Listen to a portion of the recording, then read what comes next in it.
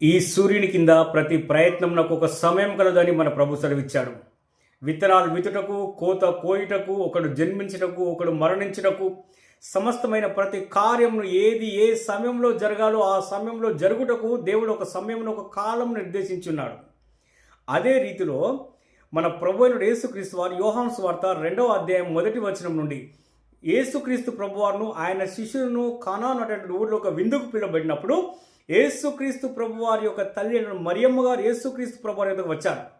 Why? Because ఎందుకనగా ఆ విందులో ద్రాక్షరసం అయిపోయినప్పుడు యేసుక్రీస్తు ప్రభువారికి ఉన్నటువంటి శక్తి, ఆయనకున్నటువంటి మహిమ ఆమెకు తెలియను కాబట్టి కుమారుని యొద్దకు వచ్చి అక్కడ ద్రాక్షరసం అయిపోయిందని చెప్పినప్పుడు, అమ్మ నాతో నీకేమి పని, ఇంకా నా సమయం రాలేదు అన్నాడు.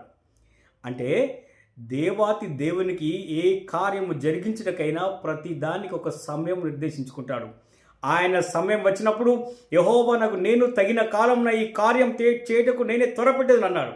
ఆయన త్వరపెడతాడు, ఆయనే మనల్ని పిలుస్తాడు, ఆయన ఆ కార్యం సంపూర్ణంగా జరిగించుకుంటాడు.